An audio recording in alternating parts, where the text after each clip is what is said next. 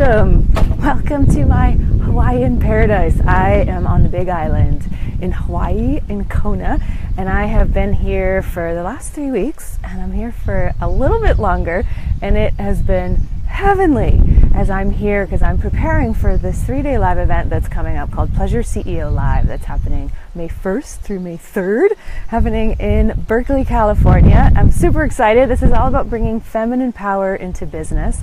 And so there's a lot that's going on for me about how I'm unwinding and unraveling, let's say, the traditional ways to do business that are generally based on masculine values, and instead to look at how in the world do I do business from the feminine, which is very outside the cultural norm. Casey Smith is here. Hi, Casey. Nice to see you. Old friend from LA. Welcome. Isn't it beautiful here? I love the flowers and the water features. And you'll hear some birds, you might hear some roosters. It's very, very lush. Hawaii to me is so feminine. Just like the lushness and the greenness and the water and the warmth. And so it's been perfect to help me feed the feminine field, to hold that space of the feminine rather than default back into my man mode. So it's an interesting journey. So anyway, today I wanted to talk about why you think you don't have time for pleasure, and also share my new theory of how our masculine archetypes and feminine archetypes work together in business. Because to me, this is like a wild journey, and I've been saying this, that bringing feminine power into business is kind of no joke. I mean, you're going up against millenniums of patriarchy to change something so inherently based on masculine values of the pushing and the bottom line and the achievement and me first and all of these pieces where that's not the exalted masculine, by the way. So what's interesting is I know when I talk about bringing the feminine into business, people often think, well, what about the masculine? And you're trashing the masculine, and try building a business in your feminine, and all this stuff comes up. But here's the situation. Gillette and Amanda Moxley. Oh my God, the babes are coming out. Hi guys, great to see you. Amanda and I have been in Hawaii together numerous times. Adore her, she lives in Utah. And Gillette is an old friend from LA too, so great to have you guys, thank you. So what I've been talking about is to bring feminine power into business is a whole different ballgame, because what happens is we all have in our hard drive, it's been installed as a patriarchal. Oh, that was interesting. Are you guys still here? It cut out for a little while saying it wasn't a very good connection. So if you're still here, will you say hello? Otherwise I might restart. It says, I feel like I've got plenty of bars. Anyone? Anyone? Oh, there's someone with a hand, thumbs up. Okay, so we'll continue on. Hi, Joanne Bassett, welcome. All right, so we're talking about, now I need to regroup. Darn technology. I was talking about unplugging from the patriarchal operating system and it went dark. Fascinating how that happens. So, patriarchal operating system that we're all operating under is very much based on masculine values, and it's the I've been saying it's the water we swim in. It's like the patriarchal soup, and it's trying to explain water to a fish. We don't even entirely know that that's what's running us all the time. So if you want to step into your feminine power, you're bucking up against this operating system that's been installed into us. And so you need to find a way, if it's important to you to bring feminine into business, to unplug from the patriarchal operating system based on masculine values, sort of dismantle that, and then kickstart the feminine powered operating system based on feminine values. But in that, I'm not saying you get rid of the masculine, okay? Because I know a lot of people are like, what about the masculine? Try building a business from, the feminine only, and all of these things. But the problem is, it's a completely different lens. When you are still running the operating system of the patriarchy, you're looking through a particular lens. Now, if you want to bring more feminine into your business, you have to use a different lens. It's different. And also, you can't jump from the patriarchal operating system to the feminine one just like willy-nilly. It's a process of unwinding that older, outdated system if it no longer serves you, and instead looking to step fully into the feminine one, which is a journey and a half. Anyone else having the experience that it's a little intense to step into feminine power when you were bucking up against millenniums of patriarchy? It's a wild, wild ride. So all that to say, why people think they don't have time for pleasure. I mean, it's, of course, again, part of that patriarchal operating system of like, we need to get things done and we need to push and there's this and there's that and I'm busy and I'm overworked and I'm stressed and I'm having adrenal fatigue, but it's all right. My health is not fine, and I'm moving and I'm moving and I'm moving and I'm moving, and it's just like this constant busyness, and it's like faster, faster, faster, faster, faster. And so we think we don't have time for pleasure. And we can look at, unfortunately, our puritanical upbringing because of that, because pleasure was looked at like it was something frivolous, that it was only allowed, you were only allowed to have pleasure if you got your work done first. And often people think, well, if I really let myself have pleasure, then am I ever going to get anything done? So there's an incredible amount of conditioning around pleasure that needs to shift so that we can actually carve out time and space for it and allow our feminine power to come through. So let's break it down about the archetypes of the feminine and masculine. And I know a lot of you probably have wisdom around this, so you please feel free to jump in. And I want to say Kelly Trudell is here, someone that I used to play field hockey with back in high school. This is a very powerful and great analogy and great segue to create change, that the masculine won't know it hits them. Yes, that's sort of the point. Now, God bless the men. We're not trashing the men here at all. None of us are really kind of winning in the patriarchal operating system, by the way, because it's running like, let's say, the non-enlightened version of masculine values that really could use an updating for everyone, right? And also, the men are also kind of suffering because they're moving too fast and they're not in touch with their own inner feminine archetype either, right? So we all need an upgrade. We need to reboot our operating systems. Michelle Graham is joining all the way from Wales in the UK, and Linda McCloskey, my old dear friend from LA. Lots of LA folks showing up. That's fun. Welcome. Welcome, my loves. So we think we don't have time for pleasure because we're running that patriarchal operating system and it's like go, go, go, go, go. So we need to be the ones to be like, halt, stop, pattern interrupt. I need to make my pleasure first and make it a priority. Does anyone else have a hard time putting themselves first and number one? I mean, very often, like, our self-care and taking care of ourselves is like lower down on the rung of priorities. But that needs to change. I've got some hearts. Thank you. If you want to give me some hearts and thumbs up, that would be awesome. I'm in Hawaii on the Big Island. Join me for some aloha vibes. So we think we don't have time for pleasure, but you do. It's just a heroic act to make time for it, to like carve it out in your calendar and to make it a priority. So one of the pleasure principles that I talk about in my Pleasure CEO body of work, of like how to bring feminine power into business, empower your business through pleasure power versus willpower, is that the pleasure principle is, my pleasure is more important than your rules. Isn't that fun? I always smile when I say it because it feels like delightfully subversive, and it's sort of taking our power back. Do you realize, women, if we don't own our own power and our own turn on and our own pleasure, then somebody else does? So this is important. So if you're letting your pleasure kind of fall to the bottom of the barrel, something needs to change and you need to make that more of a priority. So you think you don't have time for it, but I'm telling you, you do. It just really takes kind of a pattern interrupt and a going against the norm in order to do it, right? Okay, so then let's talk about my new theory of how the masculine archetypes and the feminine archetypes work together in business. Now, this was something I downloaded when I first was offering my Pleasure CEO program. It was a 5-week virtual course, and I had no idea of how this all came together, but it was great. All of a sudden, this download came in as I was sort of creating the materials for the program, and it was like, oh my God, that's how this works. So it's fascinating. So I'm excited to share that with you. So, and please chime in if you want something to, if you want to add to it, if you have your own wisdom. I keep saying we need to open source this, all of us women coming together to land how we do the feminine in business, because it's so different. And that's why I'm super excited for my live event coming up May 1st through May 3rd in Berkeley, California. There's a link around here if you want to check it out, called Pleasure CEO Live Retreat. So we'll be gathering to open source this whole conversation. So back to masculine and feminine archetypes. So let's lay in what they are to begin with. Some of you may be super familiar with this. For some of you, this might be new. So we're talking about archetypes, right? We're not talking about men and women. So the masculine archetype is very much about doing.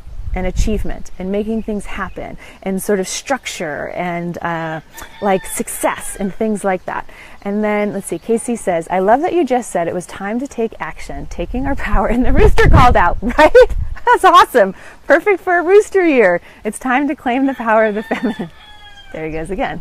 That's awesome. That's Hey Hey. I'm at my friend Alex Alexander's house in Kona, and so there's roosters, there's chickens, there's macadamia nut trees, there's papayas, there's a hot tub and a pool. It's fantastic. But it's true. And my father used to say that when something like that happens, with a rooster crowing, it's an underlining. So yes, thank you for pointing that out, Casey. Okay. We just talked about the masculine archetype. Hello, Patty Burge. Welcome all the way from the Caribbean. Great to have you. And OT, old friend from LA. This is so fun to see you guys come in. Hope you weren't wanting to be anonymous because I'm just going to shout out that you're here. Anyway, we just talked about the masculine archetype. The feminine archetype is very much about being and radiance and pleasure and delight and desire and creation, right? And turn on.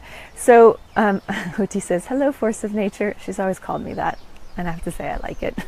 Thank you, Oti.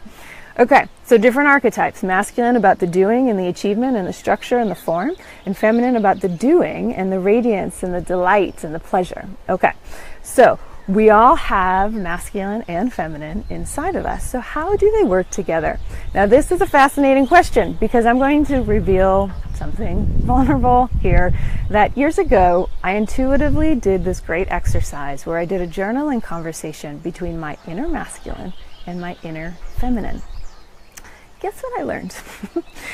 You know, I'm a strong woman, right? So I think I have a healthy masculine. And so I thought that it would be in good shape, my inner masculine, because it knows how to make things happen. I found out in this journaling conversation, my masculine was a mess and kind of useless and young and acting out and not really so healthy. And then here's the kicker.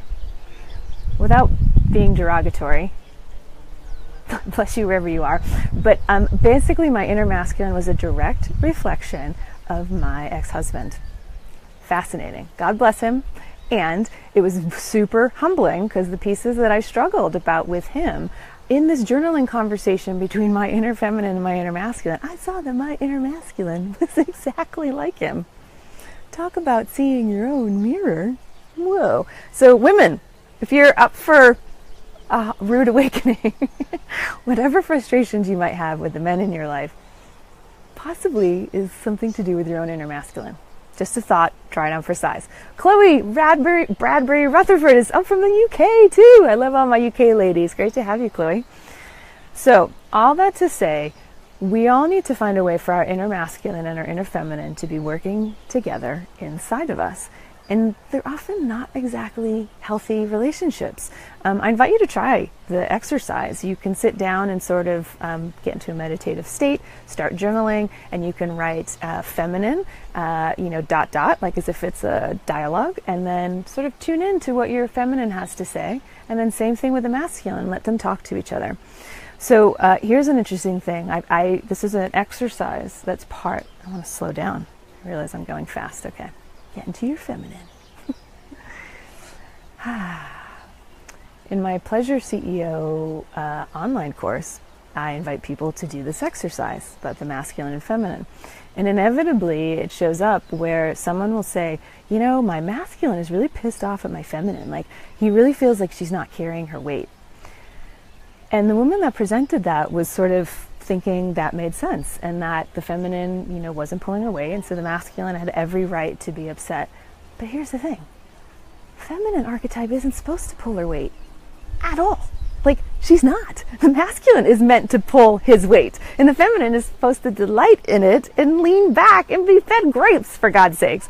But this is how much we swim in the soup of the patriarchy, that we think the feminine has to pull her weight. Now, again, we're talking about archetypes. We're not saying that women don't do work or don't pull their weight in a certain way.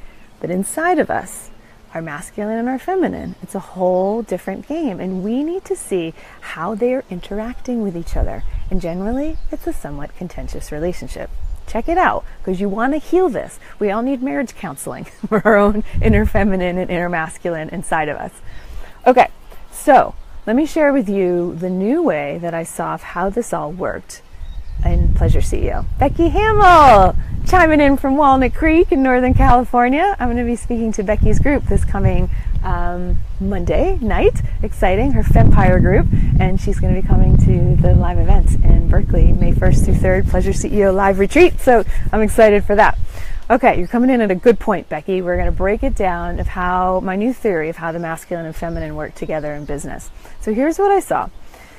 I believe that desire, let me lay this in first. I believe that desire is a spark that rises up from our soul and sends us in the direction of a nutrient that we need. So desires are holy. That's your soul telling you the direction to go in and what you need and want. And so often as women, we squash our desires. We think we're never going to get them. What's the point? Maybe they're selfish. All sorts of things happen. But we need to open up that desire channel so that we're in our feminine power and it's flowing freely. And it also is super useful in business because your desires can be your best business coach and show you what needs to happen, right? So in that process, what I saw, back to how they work together and how you become a pleasure CEO that is your masculine and your feminine working together, and what I will call divine union, which I love, makes me pause, makes me smile. So what I saw is that ideally everything in your business needs to start from the feminine. That she has that spark of desire, like her creation energy and her turn on get activated. And then ideally the feminine sits in that place of the desire. She wallows in the longing. She imagines how it will feel when she has the desire. She sort of writes out the specificity of the desire. She feeds those flames of the desire.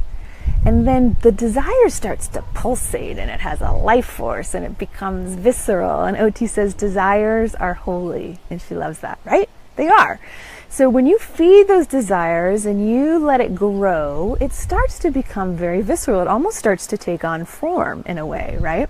So then what happens? The feminine's in her delightful feminine power, and then her inner masculine archetype is like, my woman has hot desires. I'm going to show up to help her make it so. And I'm going to come in with the plans and the strategies, and I'm going to give my woman what she wants.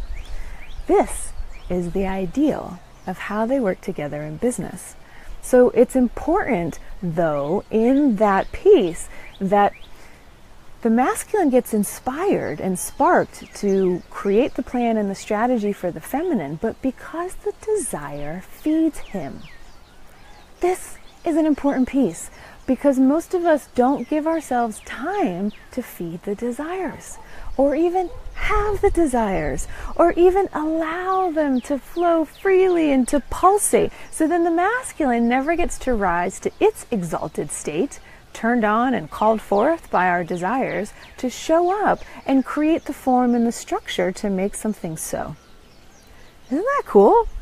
I'm curious if that, give me some hearts or some thumbs up, or if you want to chime in, because I thought that was revolutionary when I downloaded it for this program, that when I was offering Pleasure CEO, and it felt so good in my own system of, here's how they work together. Masculine gets fed because he wants to be of service. He wants his woman to have what she wants. He wants to be her hero.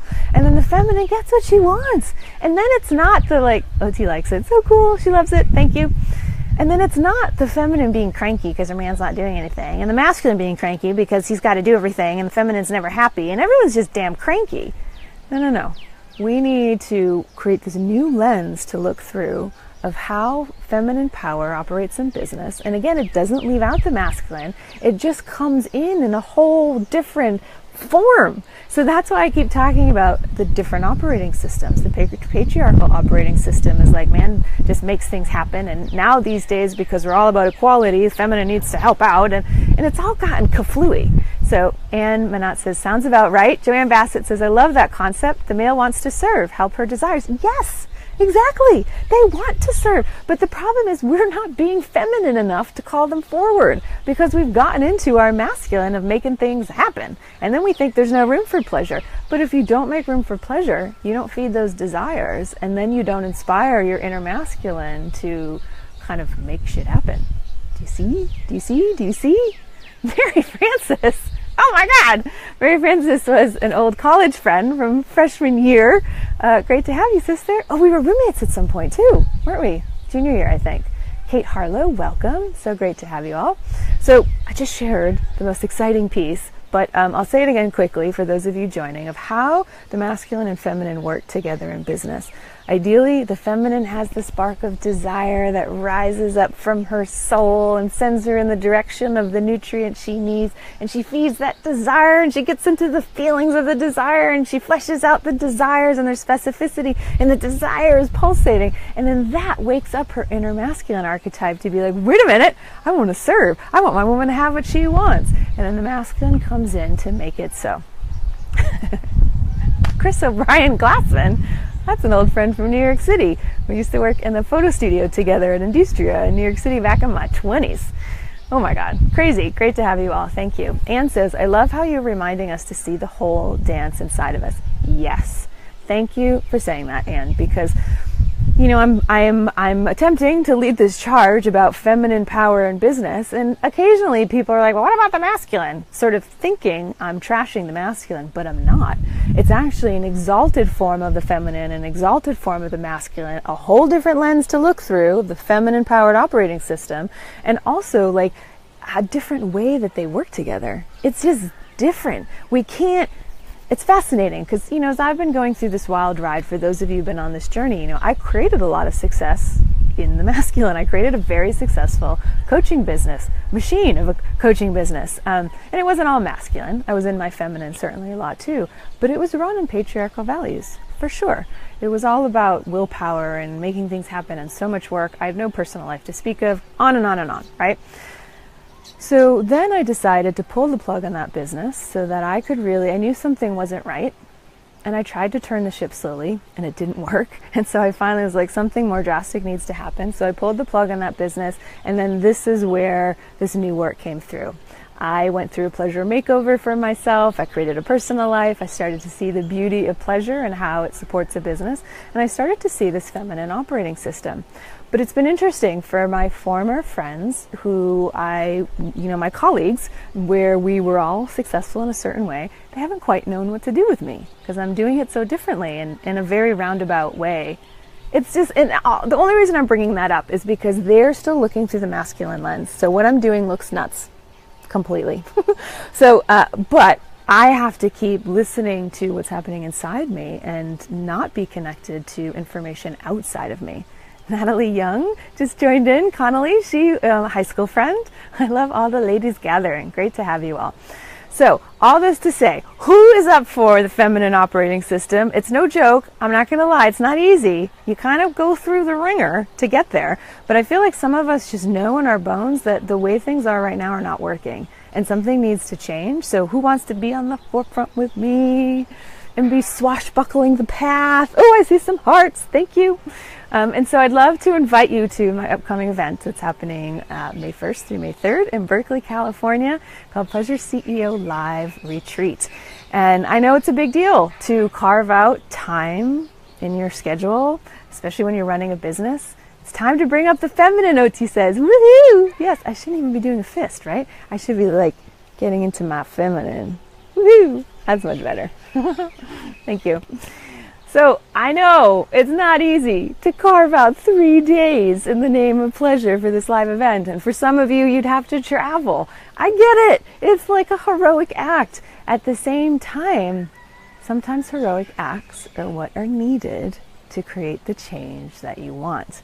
So I've got some people who are very close to coming all the way from the UK. So for those of you who aren't that far, it's not that far.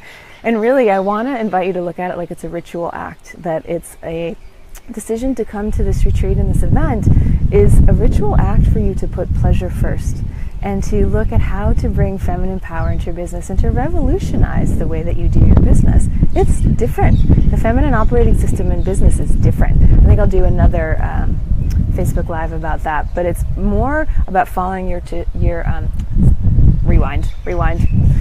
It's more about following your turn on than your to-do list, which is very different. And it's more about allowing your pleasure power to run your business than your willpower. It's different. And it's not that easy to rewire. And so that's why I want to create a space where we all get to come together to do that, like using movement, using sensuality, using sisterhood, using like brainstorming, heartstorming, all sorts of ways for us to feel like, how do we gather en masse to create this new feminine operating system and land it? For those that feel called to do it. It may not be for everyone, of course, but I know some of you feel it in your bones. So you can see the link around here, pleasureCEOlive.com. We'd love to invite you. It's starting, I've been birthing this live event through the feminine, and I've been getting worked in the process, by the way. You can see more posts on my Facebook page if you want to read about some of my crazy journey. At the same time, I can feel it. It's starting to land now. Like, I'm starting to feel some amazing women coming, being in the room. It's feeling real. It's taking on form. My masculine showing up in the process. I'm doing Facebook Lives finally, and I had lots of resistance to doing that. So anyway, thank you for joining me today. If anyone has any questions, feel free to chime in. Otherwise, we'll finish up. Please let me beam some aloha your way. Thank you to all of you who joined me. I hope you got something out of that, of why you do have time for pleasure, and also how your inner masculine and inner feminine can work together in business in a new way. So, sending lots of love, aloha. Can you hear the birds? Pretty. Feel the water and the breeze. And I'm here till Sunday, so I'll try and do a couple more Facebook Lives. All right, lots of love, everyone. Bye.